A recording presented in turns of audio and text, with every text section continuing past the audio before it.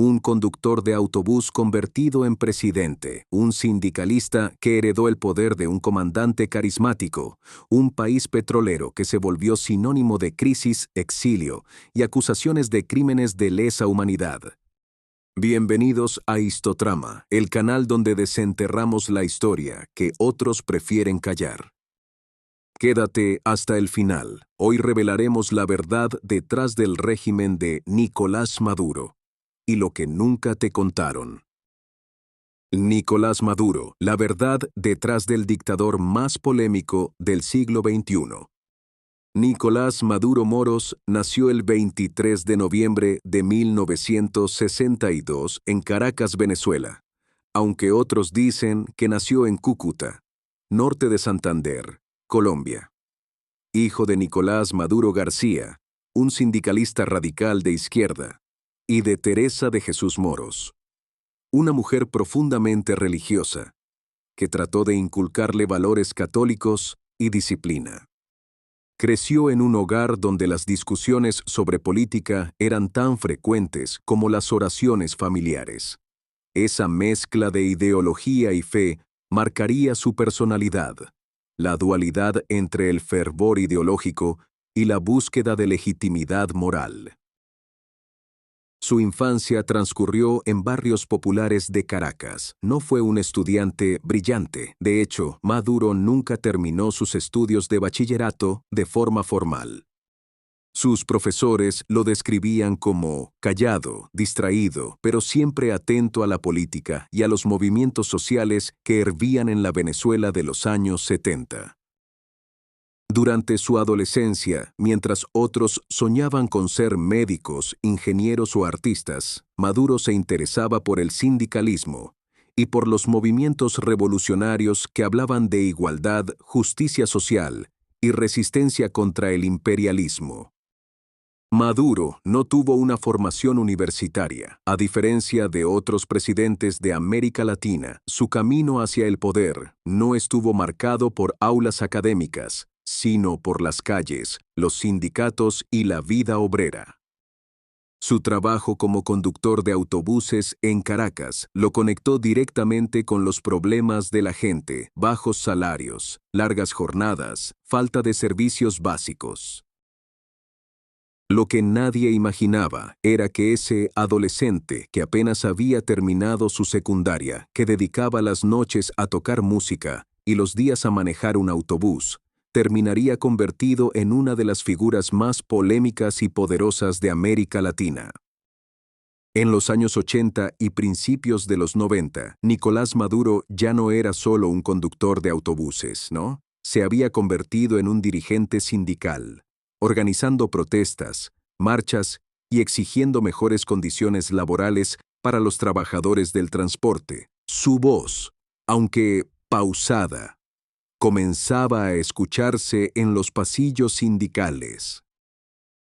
Su militancia lo acercó a partidos de izquierda como el Movimiento Electoral del Pueblo, un espacio donde el sindicalismo y la política se cruzaban.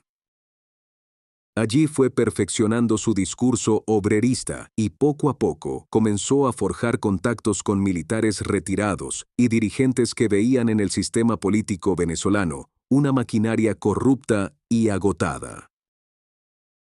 En 1992, el teniente coronel Hugo Chávez Frías se convirtió en una figura nacional, tras liderar un fallido intento de golpe de Estado.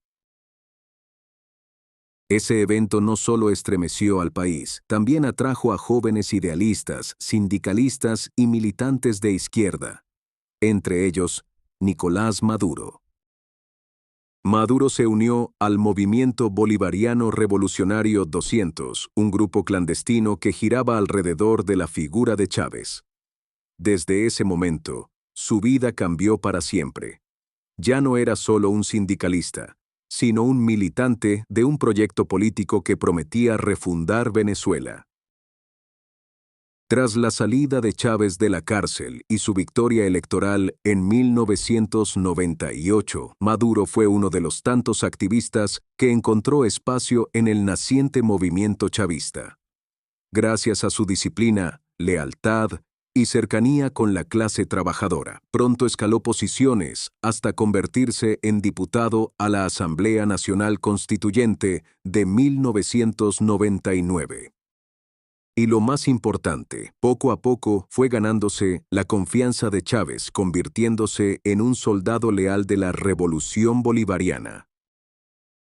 Con la llegada de Hugo Chávez al poder en 1999, comenzó también la consolidación de un nuevo círculo de lealtad. Entre ellos estaba Nicolás Maduro, aquel sindicalista discreto que ahora se convertía en diputado constituyente y luego en presidente de la Asamblea Nacional. Pero esa aparente pasividad era justamente lo que lo hacía indispensable para Chávez. Maduro no competía, no buscaba brillar, simplemente cumplía y obedecía. Pronto el comandante lo nombró canciller de la República en 2006. Un puesto clave que lo llevó a recorrer el mundo, reunirse con líderes como Fidel Castro, Mahmoud Ahmadinejad y hasta Ban Ki-moon. Maduro comenzaba a tener proyección internacional. La relación con Chávez era cada vez más cercana, mientras otros dentro del chavismo, como Diosdado Cabello o Jorge Rodríguez, aspiraban a liderar. Maduro cultivaba la imagen de soldado leal. Y en política, a veces el silencio pesa más que los discursos. En 2011, Chávez anunció que padecía cáncer. Desde ese momento, Venezuela comenzó a vivir entre la incertidumbre y la sucesión. ¿Quién sería el heredero de la revolución bolivariana? Muchos apostaban por los líderes más duros, pero Chávez, en un movimiento inesperado, decidió señalar a Nicolás Maduro. El 8 de diciembre de 2012, en un mensaje televisado, Chávez pronunció las palabras que cambiarían la historia de Venezuela. Si algo ocurriera que me inhabilite, mi opinión firme, plena e irrevocable, es que se elija a Nicolás Maduro como presidente de la República. Ese día, Maduro pasó de ser un operador silencioso a convertirse en el ungido, el sucesor, el hombre que debía continuar la revolución chavista, un sindicalista que había pasado del volante de un autobús a la puerta del Palacio de Miraflores. Pero lo que parecía una transición ordenada, pronto se transformaría en una de las crisis más profundas de la historia de Venezuela. En el año 2000, Maduro fue electo diputado a la Asamblea Nacional. No era el más brillante, no era el más carismático, pero sí era el más disciplinado. En 2005, alcanzó uno de los cargos más importantes, la presidencia de la Asamblea Nacional.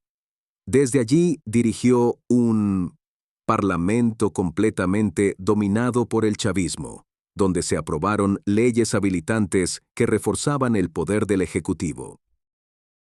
Como canciller, Maduro no dudó en convertirse en una de las voces más duras contra Washington. En las Naciones Unidas, denunció el imperialismo y criticó abiertamente a George Bush y a Barack Obama. Incluso llegó a expulsar embajadores norteamericanos del país, aumentando su perfil como un defensor del discurso antiimperialista. El 5 de marzo de 2013, Hugo Chávez murió oficialmente en Caracas, y con su partida, Venezuela entró en una nueva era. Ese mismo día, Nicolás Maduro apareció en televisión, llorando, anunciando la noticia que cambiaría para siempre la historia de su país. Un líder había muerto. Y otro, inesperado para muchos, acababa de nacer. Las elecciones de abril de 2013 se convirtieron en una de las jornadas más tensas de la historia reciente de Venezuela. Nicolás Maduro, recién designado sucesor por la voz de Hugo Chávez, se enfrentaba a un país dividido. Su principal rival, Enrique Capriles Radonsky, representaba la oposición unida. Y lo impensable ocurrió. Los resultados fueron tan ajustados que apenas un 1,5% de diferencia le dio la victoria a Maduro. Las denuncias de fraude no se hicieron esperar. La oposición exigió un recuento total de votos, mientras miles de personas salían a las calles a protestar. El país parecía a punto de estallar. Pero el Consejo Nacional Electoral, controlado por el chavismo, confirmó a Maduro como presidente. La primera presidencia comenzó marcada por la desconfianza, el escepticismo y el rechazo de millones de venezolanos. Y como si fuera poco, el fantasma de la crisis económica comenzó a crecer. La violencia en las calles, la represión a las protestas y los primeros signos de una crisis humanitaria se hicieron presentes desde los primeros meses de su mandato. Y aunque Maduro hablaba de conspiraciones y de enemigos externos, lo cierto es que la realidad de millones de venezolanos empezaba a ser insoportable. La oposición venezolana, fortalecida tras las elecciones legislativas de 2015, logró una victoria aplastante en la Asamblea Nacional. Por primera vez en años, el chavismo perdió el control de un poder del Estado. Fue un golpe demoledor para Maduro. Pero el nuevo Parlamento nunca pudo ejercer con plenitud sus funciones. El Tribunal Supremo de Justicia, alineado con el chavismo, declaró a la Asamblea en desacato y anuló todas sus decisiones. Con ello, Maduro neutralizó la amenaza. En 2017, en medio de protestas masivas que dejaron más de un centenar de muertos, Maduro creó la Asamblea Nacional Constituyente, un órgano paralelo que concentraba todos los poderes y que solo respondía a él. Fue el fin de la separación de poderes en Venezuela. La represión se intensificó, miles de opositores fueron encarcelados, líderes perseguidos y organizaciones internacionales denunciaban torturas, desapariciones y ejecuciones extrajudiciales. Para la comunidad internacional, Venezuela ya no era una democracia, era un régimen autoritario. A los ojos de millones, el sucesor elegido por Chávez había traicionado la promesa de continuidad de la revolución, transformándola en un régimen marcado por la represión, la escasez y el exilio de millones de venezolanos que huían en busca de un futuro mejor. En el 2018, Nicolás Maduro se reeligió en unas elecciones cuestionadas por la comunidad internacional. Muchos países denunciaron fraude y manipulación. La legitimidad de su gobierno quedó en entredicho. Fue entonces cuando un nuevo actor irrumpió en el escenario. Juan Guaidó, joven líder de la Asamblea Nacional, se autoproclamó presidente encargado de Venezuela en enero de 2019, argumentando que la reelección de Maduro era ilegítima. Estados Unidos, bajo el mandato de Donald Trump, reconoció de inmediato a Guaidó como presidente legítimo. Detrás de él, más de 50 países hicieron lo mismo. El mundo quedó dividido. Unos respaldaban a Maduro, otros lo desconocían por completo. Trump intensificó la presión, impuso sanciones económicas sin precedentes, bloqueando los ingresos petroleros de Venezuela, el corazón de su economía. Congeló activos del Estado en el extranjero y persiguió judicialmente a altos funcionarios del chavismo. Incluso en discursos incendiarios, dejó abierta la posibilidad de una intervención militar. Maduro resistió. Con el apoyo de Rusia, China, Turquía e Irán, mantuvo a flote su régimen, y mientras Trump hablaba de liberar a Venezuela del socialismo, Maduro se mostraba en televisión nacional rodeado de militares, retando a Estados Unidos y acusándolo de liderar un golpe de Estado internacional. El enfrentamiento escaló con episodios insólitos, como la llamada Operación Gedeón en 2020, una fallida incursión de exmilitares y contratistas estadounidenses que buscaban derrocar a Maduro. El régimen lo presentó como una prueba de que Washington quería eliminarlo a toda costa. Durante esos años, Venezuela dejó de ser un asunto local, se convirtió en una ficha central de la geopolítica mundial. Un pequeño país en crisis, pero con el poder de incomodar a las grandes potencias. Y así, mientras millones de venezolanos huían por las fronteras buscando refugio, Nicolás Maduro desafiaba públicamente al hombre más poderoso del planeta, Donald Trump. Con el paso del tiempo, la oposición que una vez estuvo fuerte y respaldada por medio mundo comenzó a fracturarse. Juan Guaidó, que en 2019 era visto como la esperanza de millones de venezolanos, fue perdiendo apoyo y capacidad de movilización. Las marchas multitudinarias se apagaron. La frustración se transformó en resignación. Mientras tanto, Maduro jugó sus cartas con astucia, convirtió las sanciones internacionales en una herramienta de negociación. Entabló diálogos con Noruega como mediador, buscó acuerdos parciales con Estados Unidos y Europa, y aprovechó cada resquicio para mantenerse en el poder. El petróleo volvió a ser la pieza central, a cambio de permitir a algunas compañías extranjeras retomar operaciones en Venezuela. Maduro logró que Washington flexibilizara ciertos bloqueos. No era un levantamiento total, pero sí un alivio que le dio oxígeno a su gobierno. A los ojos del mundo, Maduro se había convertido en un sobreviviente. El hombre que desafió a Estados Unidos, resistió sanciones devastadoras y desactivó a una oposición que parecía invencible. Pero esta supervivencia tuvo un costo enorme. Una población cada vez más empobrecida, millones de exiliados y un país marcado por la desconfianza en sus instituciones. En julio de 2024, Venezuela volvió a las urnas. Nicolás Maduro buscaba una nueva reelección, enfrentando a un candidato opositor con respaldo masivo, Edmundo González Urrutia, apoyado por la líder María Corina Machado. El resultado oficial sorprendió al país y al mundo. El Consejo Nacional Electoral anunció la victoria de Maduro con un 52% de los votos.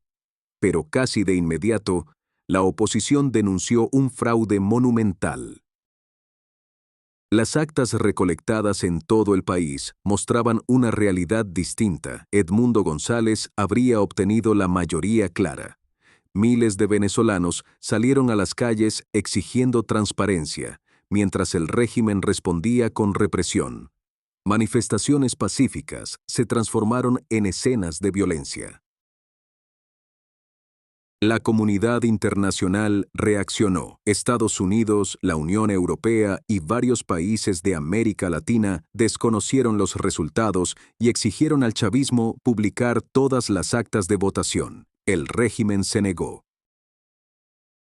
En enero de 2025, Maduro juró su nuevo mandato en medio de protestas, denuncias de abusos y la sombra de la Corte Penal Internacional, investigando crímenes de lesa humanidad.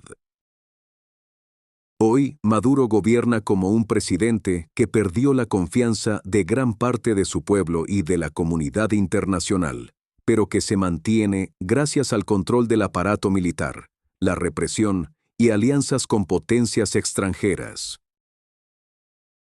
En más de una década después de la muerte de Chávez, Nicolás Maduro no solo sigue en Miraflores, lo hace cargando sobre sus hombros la acusación de haber perpetrado uno de los fraudes más escandalosos de la historia moderna de América Latina. Agosto de 2025, Venezuela y Estados Unidos entran en la fase más peligrosa de su confrontación en más de una década. La administración de Donald Trump, de regreso en la Casa Blanca, decidió endurecer al máximo la presión contra Nicolás Maduro.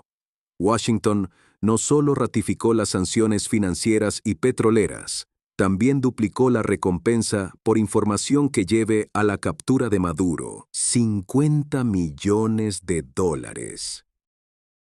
Pero la ofensiva no terminó allí. La Armada estadounidense desplegó destructores y barcos de guerra en el Caribe bajo el argumento de operaciones antinarcóticos. Para Caracas, era una clara amenaza de intervención militar. La respuesta de Maduro fue inmediata. Movilizó a millones de milicianos, organizó desfiles militares y denunció ante el mundo que Venezuela estaba a las puertas de una invasión. La tensión escaló. Voceros de Trump hablaron de acelerar el fin del régimen, mientras el Departamento de Justicia reafirmaba las acusaciones de narcoterrorismo contra el presidente venezolano, vigentes desde 2020.